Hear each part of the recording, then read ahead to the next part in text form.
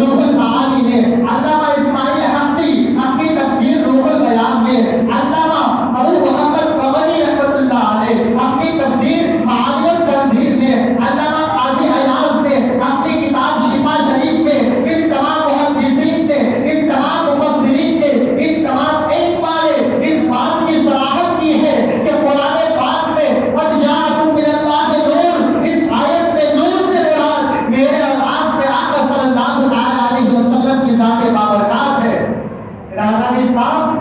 قرآن پاک کو سمجھنا ہر ایک کے بس کی بات نہیں۔ تو جو لوگ قرآن پاک کو پڑھ کے یہ کہہ دیتے ہیں کہ نبی نور نہیں ہے، ذرا ان مفسرین کے اقوال کو دیکھیں، ان محدثین کے اقوال کو دیکھیں۔ جو لوگ نبی پاک کو نور نہیں مانتے، میں اس اللہ کے گھر میں کھڑے ہو کر ان لوگوں کو چیلنج کرنا چاہتا ہوں جو نبی پاک کی نورانیت کا انکار کرتے ہیں، نبی پاک کے نور ہونے کا انکار کرتے ہیں، نبی پاک کے نور ہونے کے ثبوت پر اتنے مفسرین کے اقوال موجود ہیں، اتنی احادیث موجود ہیں کہ اگر زندگی بھر ان تفاسیر کا جواب دینے پر آئے، زندگی بھر ان تفاسیر کی تشریح کرنے پہ آئے، دنیا میں کوئی ایسی ذات نہیں جو مفسروں کی تفسیروں کا جواب لا سکے۔ برادران اسلام، اگر آپ کے دماغ کو کوئی بدلنا چاہے، اگر آپ کے دماغ کی کنجی کو کوئی گھمانا چاہے تو اپنے دماغ کو کبھی گھومنے نہ دینا۔ جن لوگوں کے دلوں میں نبی پاک سے دشمنی ہے، جن لوگوں کے دلوں میں مرض ہے، جن لوگوں کے دلوں میں بیماری ہے، وہ لوگ نبی پاک کی نورانیت کا انکار کرتے ہیں، وہ لوگ نبی کے نور ہونے کا انکار کرتے ہیں۔ لیکن جو لوگ نبی سے سچی محبت کرتے ہیں، نبی کی نبی سے وفاداری کا دم بھرتے ہیں، نبی سے محبت کا جذبہ رکھتے ہیں، انہیں کسی دلیل کی ضرورت نہیں۔ وہ آخر سے لے کر اب تک، پیدائش سے لے کر اب تک اس بات پر یقین رکھتے ہیں کہ میرے آقا اللہ کے نور ہے، نور ہے اور قیامت تک نور ہی نور رہیں گے۔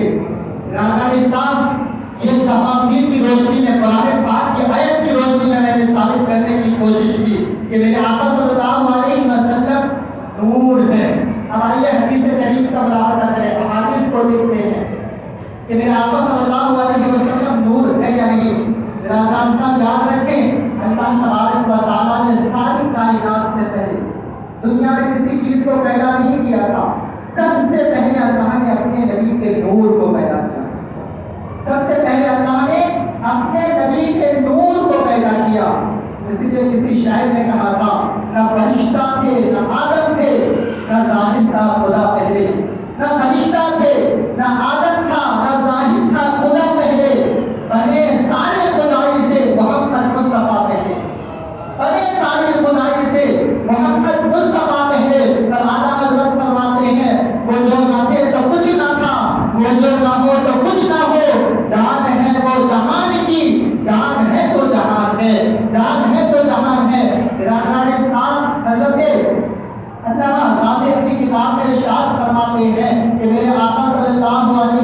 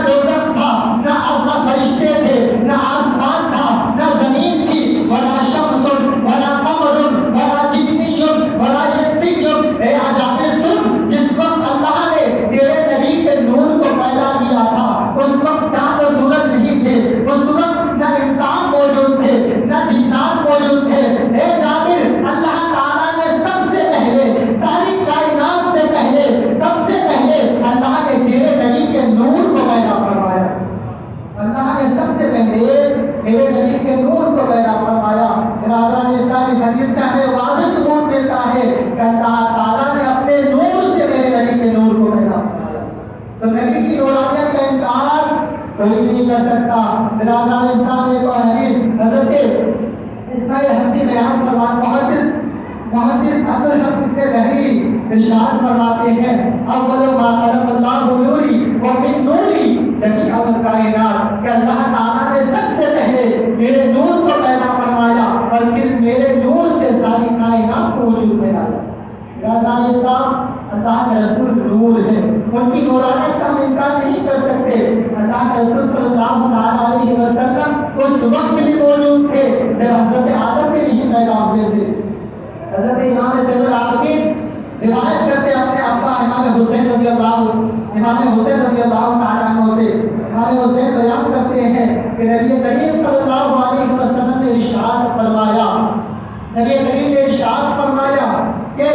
میں اس وقت اللہ کی بارگاہ میں نور کی شکل میں تھا جب آدم علیہ السلام کو ابھی پیدا نہیں کیا گیا تھا۔ یہ آدم کو پیدا کرنے سے 14,000 سال پہلے